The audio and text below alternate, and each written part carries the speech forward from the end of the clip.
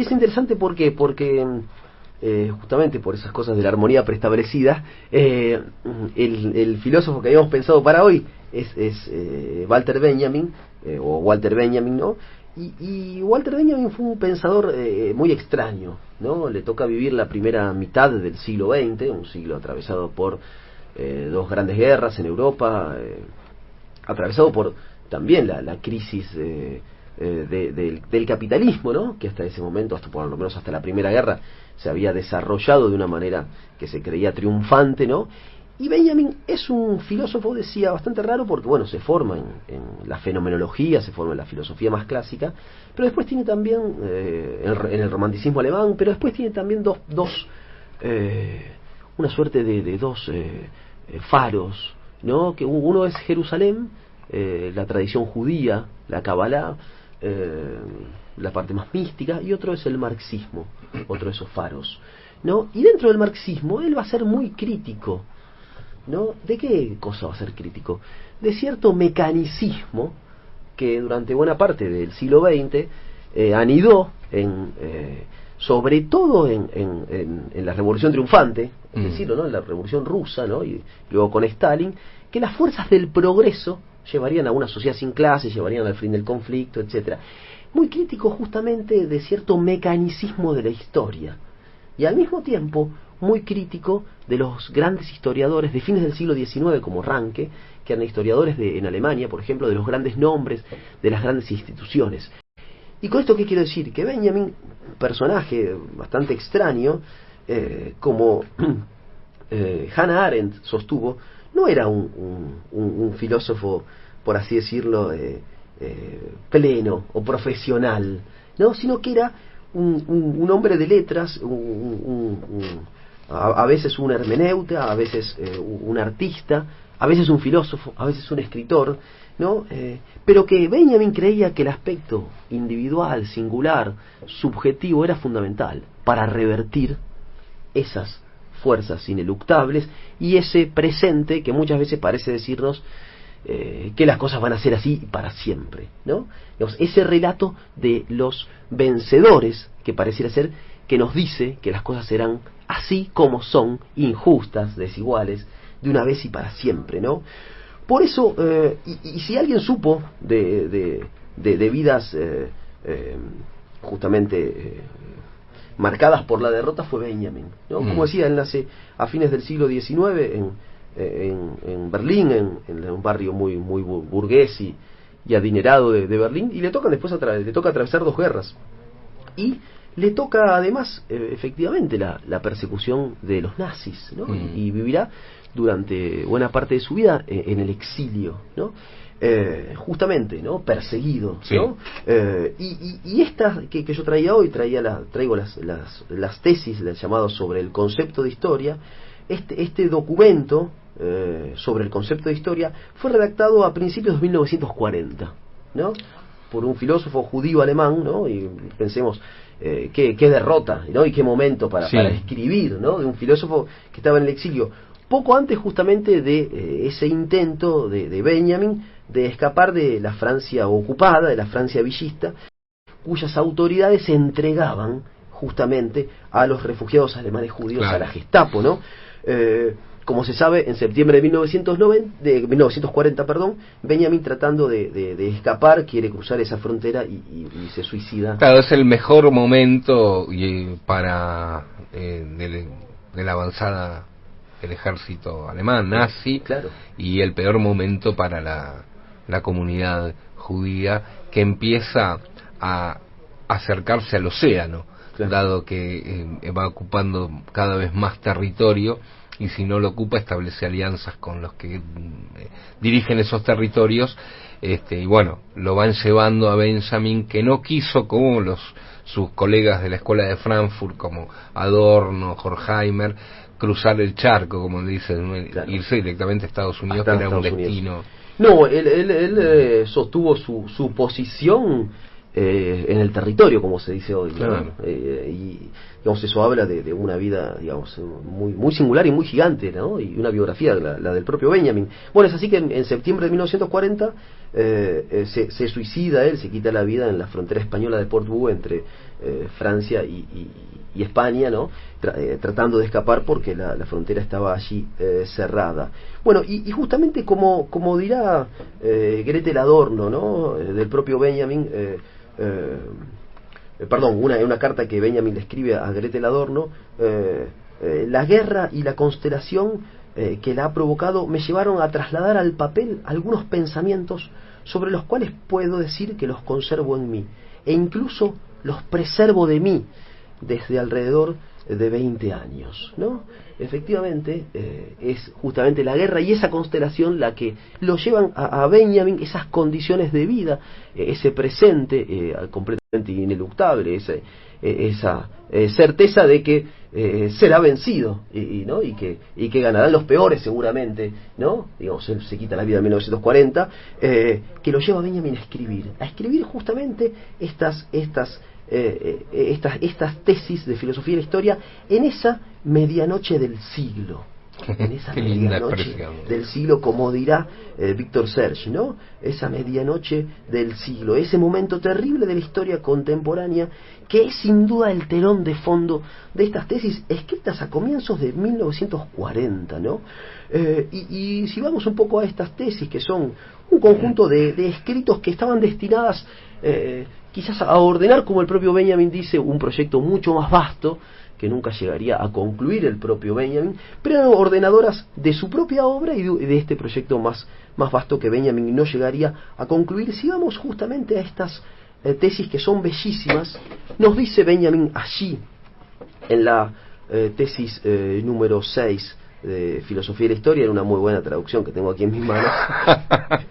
Vamos a comentar la traducción hecha por el líder del favismo, es decir, Julián Fava, y el amigo Tomás Bartoletti, que nos escucha seguramente desde la Berlín, editorial Las 40, publicada en un volumen que se llama Estética y Política, y dice allí en esta tesis sexta, Benjamin: articular históricamente lo pasado no significa conocerlo tal como realmente ocurrió, significa apoderarse de un recuerdo tal como fulgura en el instante de un peligro.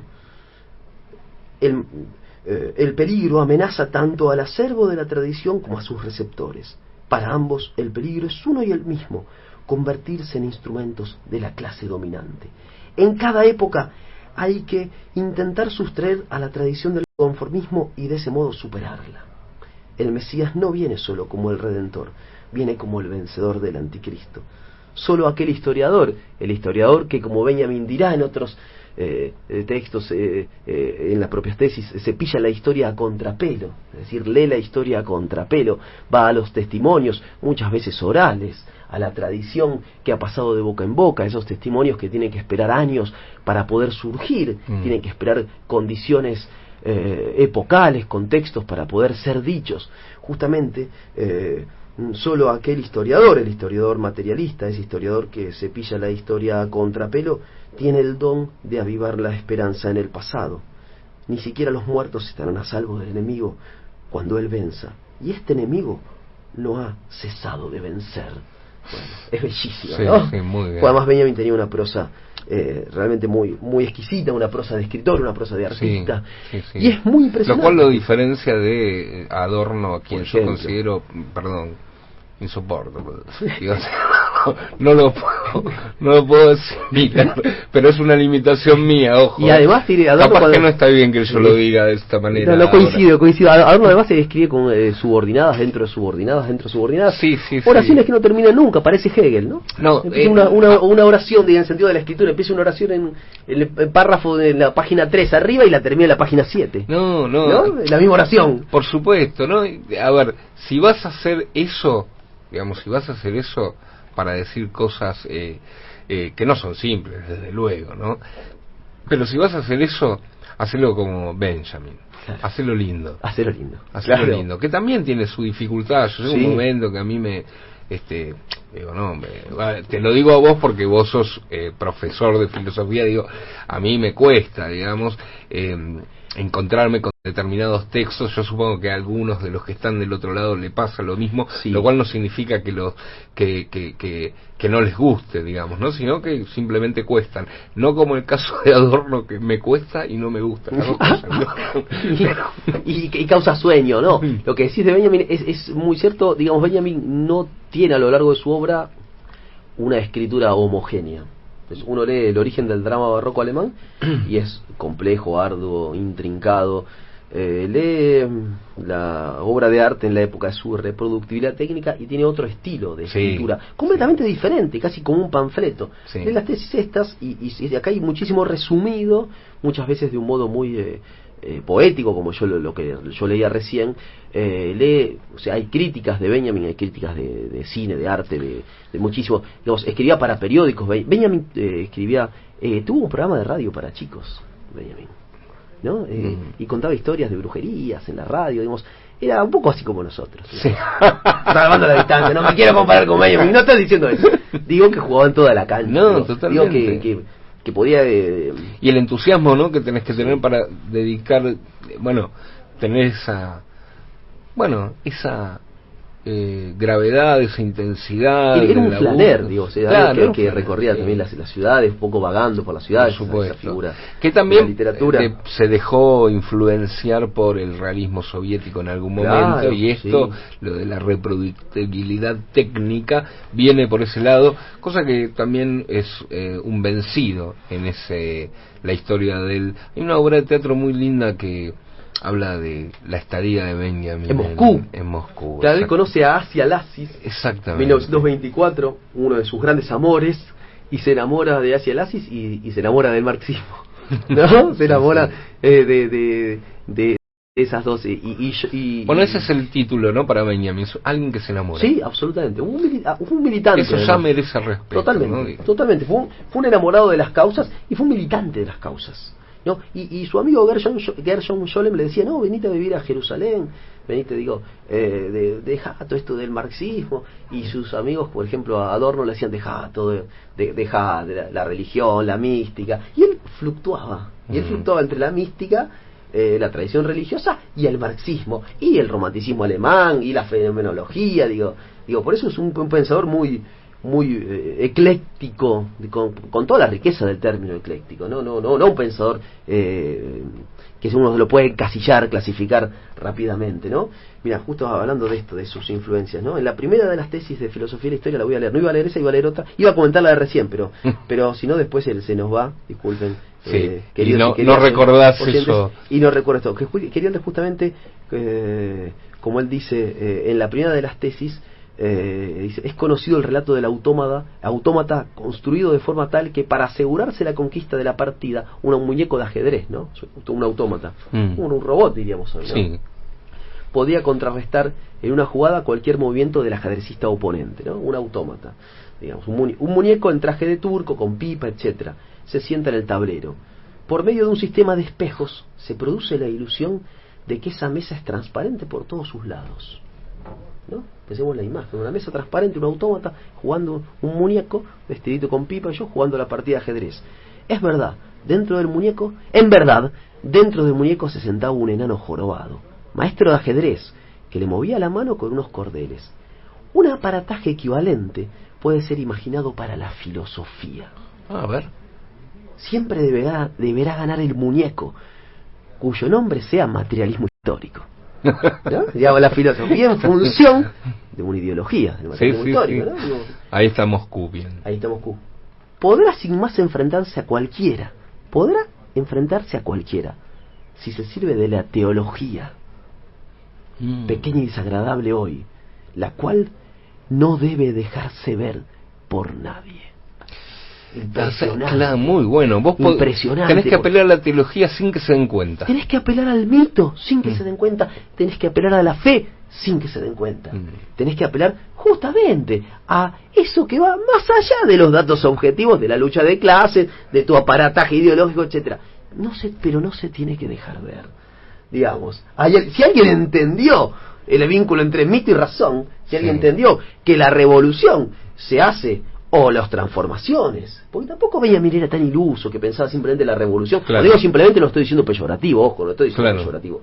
No es una persona, no estoy diciendo que no crea yo en la revolución, más allá de que eso está... es un tema aparte. Es un tema sí. aparte, mi creencia particular. Lo que estoy diciendo es que él no creía simplemente en la revolución, creía mucho más, creía en una transformación colectiva que no dejaba de lado el vínculo con lo sagrado, Claro. con lo místico, con la teología, con la religión. Pero no se tiene que dejar de ver. Tenemos que ganar el partido, en todo caso, con la CR, creyendo que lo que damos una disputa en el terreno, el territorio, ideológica, Bueno, de ideas, pero en el fondo ahí quienes le dieron bola seguramente los que edificaron el edificio, justo en valga la redundancia, del neoliberalismo, algo que actúa sin que hasta ahora se haya dejado ver durante décadas. Ahora obviamente uno lo ve, pero también necesita ayuda de alguien que le dice, mira, esto es neoliberalismo, como tuvimos Claro. algunos gobiernos que acá en la Argentina que lo indicaron, pero la mayoría de el mundo occidental que vive bajo regímenes neoliberales, si vos le preguntas bajo qué régimen está, no se hace cargo de la ideología que lo sustenta, claro. el régimen. En cambio, si uno le pregunta a alguien, a un cubano, ¿bajo qué régimen? Comunista, te dice. Claro. Se hace cargo del absolutamente aparato ideológico que está detrás de su sistema. Claro. En cambio, si vos vas a Iowa y le preguntas, well, you know, no digo, vos sabés do you know que capitalista, democracia, república, claro. que nunca te dicen neoliberalismo, Nunca ¿viste?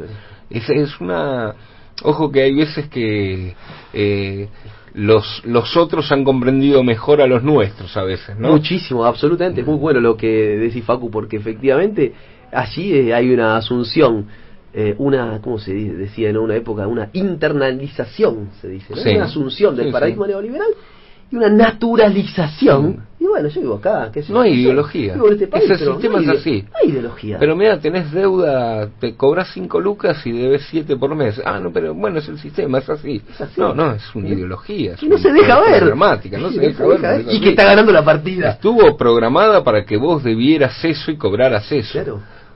Y está ganando la partida además. Totalmente, está venciendo.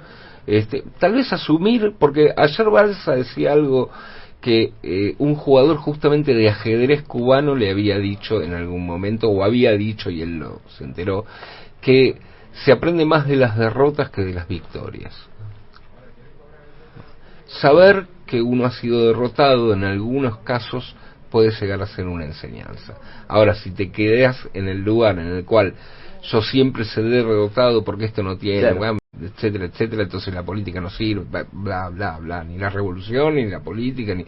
Bueno, ahí es un lugar ya de vencido total, claro. Digo, pero hay que siempre manejar la hipótesis, al menos como un valor en la vida imaginativa, de que los vencedores nunca terminan de vencer, siempre les queda algo. Tienen que sostener esa victoria, la tienen que seguir sosteniendo. Bueno, ese robot, ese autómata me hizo acordar a la Corte Suprema, ¿viste? Que no deja avanzar. Tal cual, ¿no? Tal cual, ¿no? Sigue, no se sabe qué hilo mueve esas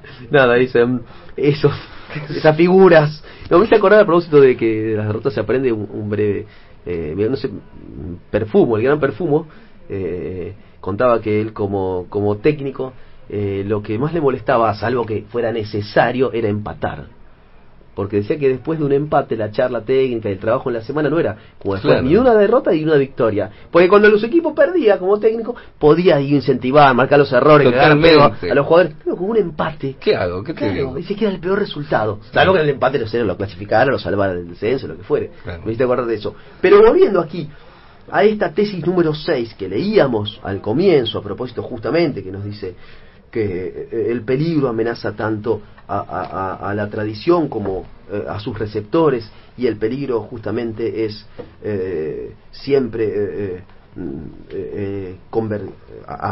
amenaza tanto al acervo de la tradición como a sus receptores, que el peligro es uno y el mismo, convertirse en instrumentos de la clase dominante, y que en cada época hay que tratar de sustraerse del conformismo, justamente, ¿no?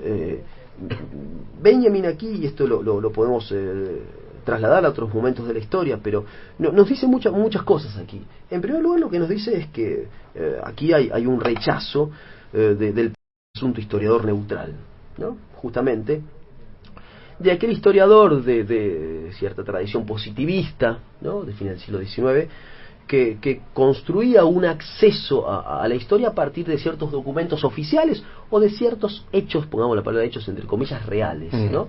Describía con una supuesta objetividad e imparcialidad, en el caso del historiador positivista, una visión que siempre era la visión de los vencedores, ¿no?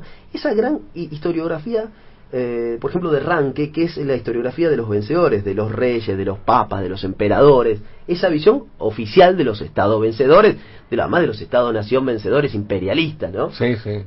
A lo largo de... Que son los que vencen. Son los que vencen siempre, claro. Así es, los que escriben la historia. Los que becan a jóvenes historiadores, historiadoras de países vencidos, muchas veces para que vayan a estudiar los documentos de su propio país vencido en las bibliotecas imperiales de las universidades o los institutos de investigación del país vencedor, ¿no? Esa operación... El British Museum es eso, ¿no? Es increíble. Es increíble, está toda la riqueza de todos los países expoliados. Maravilloso ese museo, digo, pero si uno entra, está toda la riqueza de Egipto en un salón. Es increíble. No se llevaron las pirámides porque no pudieron. Pero Grecia está el Parmenón, está todo ahí. Claro, está todo ahí, ¿no? Está la historia allí.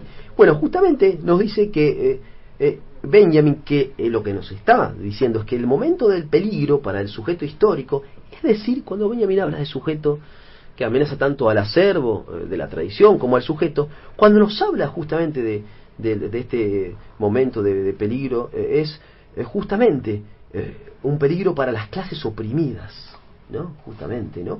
Y allí hay que encontrar en las clases oprimidas, en los vencidos, o de allí debe surgir una imagen auténtica del pasado.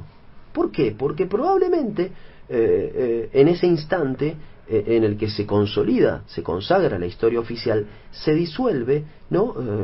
El relato de los vencidos, y allí justamente se conforma una visión de la historia entendida como progreso, entendida como casi como un flujo legal, natural de la historia, es decir, se naturalizan, ¿no? Acciones humanas, acciones de naciones imperiales, vencedoras, etcétera, se las naturalizan como si siempre hubiesen sido así, ¿no? Y efectivamente, lo que allí hay es efectivamente un riesgo, y el peligro es doble: transformar tanto la historia del pasado, la tradición de los oprimidos, de los usurpados, de los despojados, justamente transformar tanto la historia del pasado, esa tradición de los pueblos oprimidos, como al sujeto histórico actual. Y esto es importante, por eso el peligro es doble, porque una operación sobre el pasado siempre es una operación sobre el presente. Sí, sí.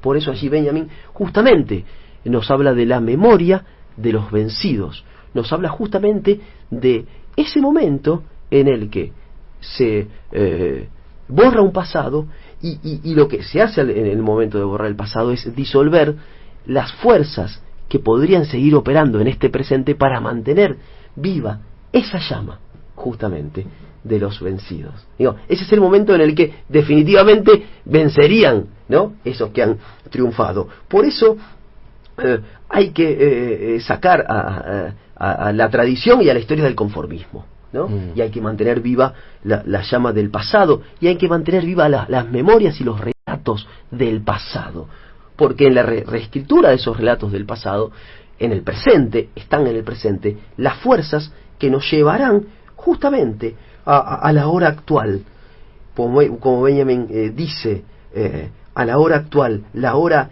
en el que el enemigo aún no ha triunfado todavía, no ha triunfado del todo, como decías vos, Paco, esa frase que vos traías, ¿no? Por eso, efectivamente, ¿no? La hora esa siempre es ahora. La hora esa siempre es ahora, y la hora esa siempre es efectivamente presente. Claro. Y las operaciones sobre el presente son operaciones que van hacia el pasado para reescribirlo, ¿no? Y me parece que justamente en esa dialéctica, por así decirlo, entre el presente y el pasado, es que se cifra justamente las posibilidades para transformar esto de cara al futuro, para legar a las nuevas generaciones esa llama de la esperanza de los vencidos, ¿no? Por eso, como el propio Benjamin dice, en otra de las tesis muy potente, que es la tesis número 8, dice: la tradición de los oprimidos nos enseña que el estado de excepción en el que vivimos es regla. Debemos buscar justamente un concepto de historia que nos permita pensar esa excepción para saltar justamente esta excepción y, por así decirlo, desnaturalizar, ¿no? Porque efectivamente nosotros creemos que este momento en el que vivimos, con terrible desigualdad, con una naturalización de la riqueza, con una naturalización de la pobreza también, es algo así como la regla. Y nos dice Benjamin que ese es un estado de excepción. Claro. No es el curso que deberían haber llevado las cosas si no hubiesen sido de este modo. Por eso él nos dice, la posibilidad del éxito justamente está allí donde no se encuentra al comienzo de ninguna concepción de la historia de los vencedores. Tiene que ver la posibilidad del triunfo de ideas que tienen que ver con redimir a los vencidos y que tienen que ver con abrir algo así como una ventana utópica y empezar a transformar este presente. Tiene que ver con justamente ese pasado que aún no se ha cerrado, pero también tiene que ver con este presente en el que hay que desnaturalizar este estado de cosas en el que vivimos, que Benjamin nos dice es un estado de excepción. Y un estado de excepción es algo que muy delicado, es algo muy pesado, digamos, en el sentido de que efectivamente estamos casi con las vidas como de prestado, como si nuestras vidas dependieran justamente de los que mandan y claro, nos la pudieran arrebatar en cualquier momento, sí, ¿no? Sí, el estado de excepción es ese estado en el que se suspende la ley, en el que el soberano puede sustraer nuestra vida, nuestra libertad, etcétera. Así vivimos, a la intemperie, en la incertidumbre. Vaya, así nos han hecho creer que teníamos que vivir en la incertidumbre, en la excepción. Cuando Benjamin dice el estado de excepción en el que vivimos se ha convertido en regla, cuando escribe esto en 1940, en medio del avance brutal del nazismo, perseguido, exiliado, nos está dando un diagnóstico también de lo que vendrá con el neoliberalismo, lo que vendrá cuando triunfan efectivamente esos que quieren convertir la excepción, hoy nos dicen de un modo edulcorado, la incertidumbre, esos que quieren convertir la incertidumbre en algo cotidiano, en algo como si fuera la regla de la vida cotidiana, ¿no? Y en esto Benjamin me parece que también acierta una vez más, ¿no? Me parece que estas tesis tienen muchísimas lecturas, ¿no? Que no se agotan, para nada, y no se han agotado. Y hay otra que es muy interesante, que la estoy buscando justamente porque la quiero hay que sacarles el jugo también, ¿no? Muchísimo. Hay que sacarles el jugo porque en una oración puede estar contenida un montón de cosas, todo un bagaje que quizás desarrolló en otros lugares. Sí, absolutamente, y se ha desarrollado y se ha escrito mucho sobre estas tesis, y hay una que es la tesis número 9, que dice lo siguiente: hay un cuadro de Klee llamado Angelus Novus. En él se representa a un ángel que parecería estar a punto de alejarse de algo que lo aterroriza. Sus ojos y su boca están abiertos de forma exagerada y sus alas extendidas. Este debe ser el aspecto del ángel de la historia. Es el ángel que ha vuelto el rostro hacia el pasado. Donde a nosotros se nos aparece una cadena de acontecimientos, él ve una única catástrofe que constantemente amontona ruinas sobre ruinas, arrojándolas a sus pies. Es decir, la historia de la humanidad es la historia de una sucesiva y penosa construcción de derrotas. Y es una historia hecha a sangre y fuego, claro, con muertos y muertos que están allí esperando ser redimidos. Este ángel, sigo con Benjamin, querría detenerse, despertar a los muertos y reunir lo destrozado. Pero desde el paraíso sopla un huracán que, como se envuelve en sus alas, no le dejará plegarlas otra vez. Esta tempestad arrastra al ángel irresistiblemente hacia el futuro, que le da la espalda, mientras el cúmulo de ruinas crece ante él, de la tierra hasta el cielo. Este huracán es lo que nosotros llamamos progreso. ¿Por qué es el progreso es lo que impide recolectar a los vencidos? El progreso es lo que impide recolectar las memorias de los vencidos. Es lo que le impide al ángel recoger a esos vencidos y redimirlos. Es decir, el progreso que quiere desentenderse del pasado. Recuerdo una frase que dijo, ya no recuerdo cuál de estos infames voceros del macrismo, durante los 4 años del macrismo, el pasado es un lugar horrible, está lleno de muertos. Por eso hay que ponerle billetes, hay que ponerle animales a los billetes. Sí, un Marcos Peña, creo. Un Marcos Peña, uno de esos, o Rosichner hijo, uno de esos dijo. Rosichner, sí. El pasado está lleno de muertos, es un lugar horrible. Y por eso hay que ponerle animalitos a los billetes, porque los animales no tienen historia, porque los animales no tienen memoria, porque los animales no tienen el peso de la naturaleza no tiene historia. Exacto, porque la naturaleza no tiene historia. Por eso esta me parece que esta tesis 9 es novena, es una de las más citadas de Benjamin, y ciertamente es profética, porque tiene una dimensión, ¿no? Pensemos la advertencia trágica que pareciera anunciar aquí Auschwitz e Hiroshima, ¿no?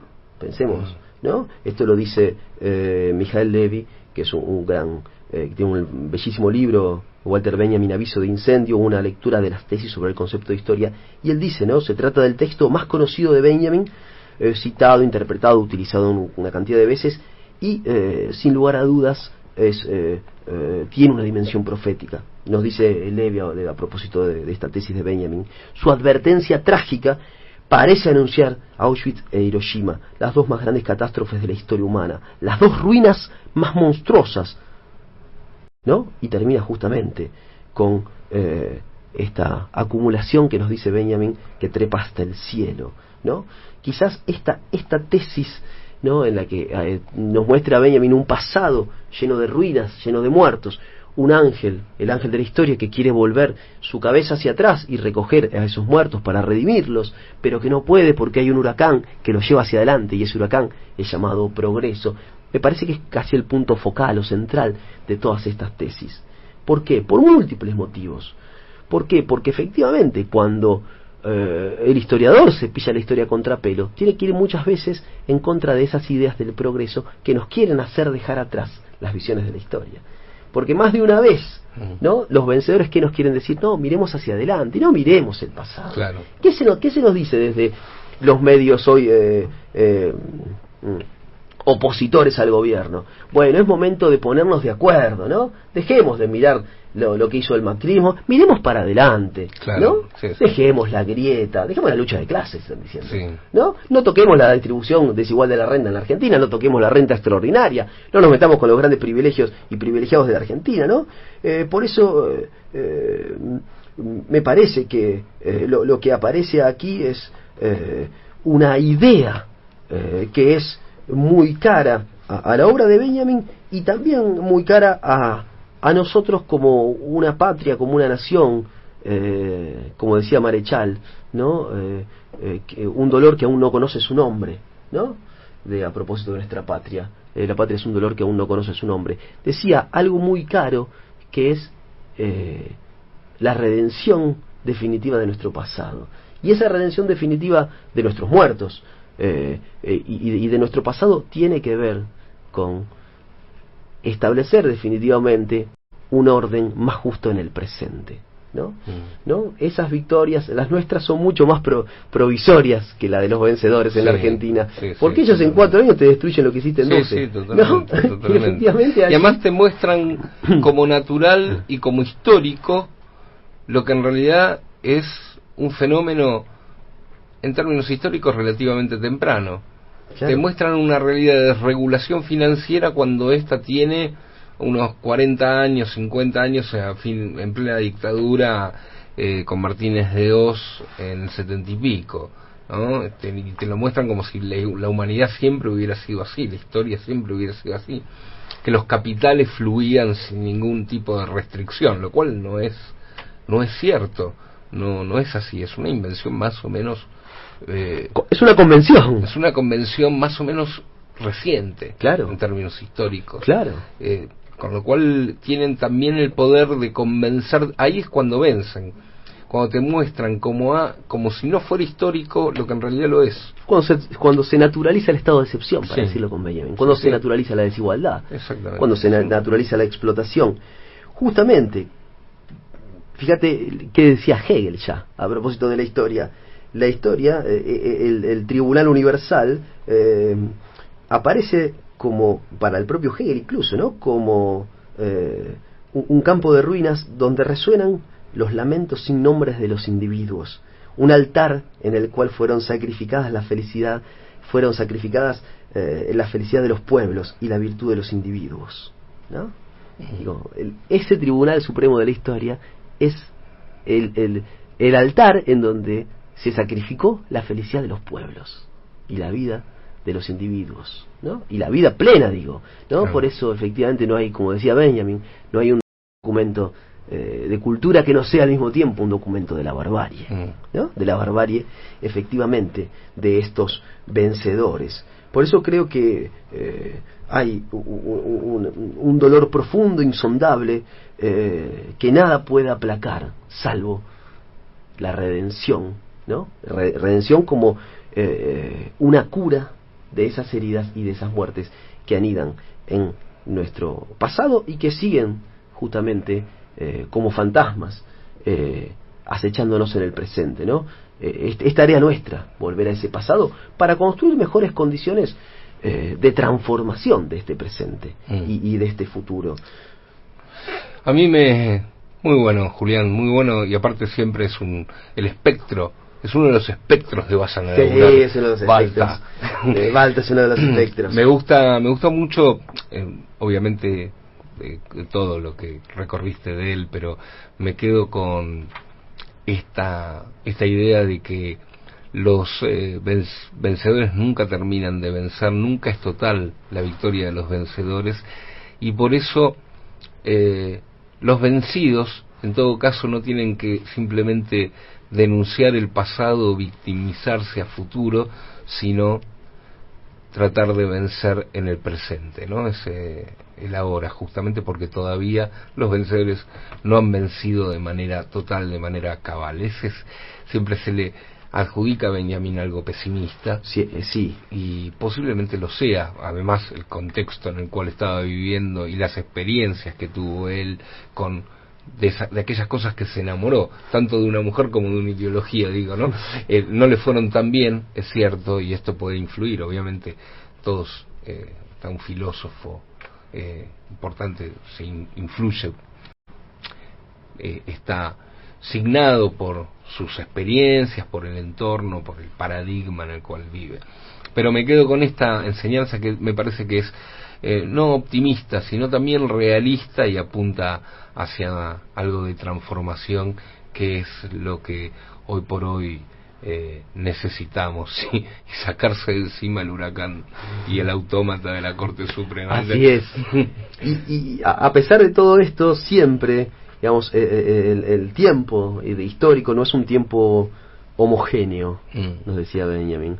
Es en todo caso un tiempo que debe y puede ser completado a cada instante, ¿no? Hay una suerte de llama, una suerte de chispa, que puede ser encendida en cualquier momento y llenar y planificar y darle contenido a la historia, a ese tiempo histórico, porque reescribir el presente es reescribir el pasado. Por eso él dice que el tiempo histórico no es un tiempo homogéneo. Claro. No es un tiempo compacto. Es un tiempo, en todo caso, que está por completarse, a mitad de camino entre el vacío y la plenitud. La tarea justamente del historiador y la tarea militante será la de darle contenido. En cualquier instante puede aparecer el Mesías que traiga justamente esa llama que encienda justamente la memoria de los vencidos. Julián Fava, domingo de madrugada, domingo de filosofía aquí en Vayan a Laburar.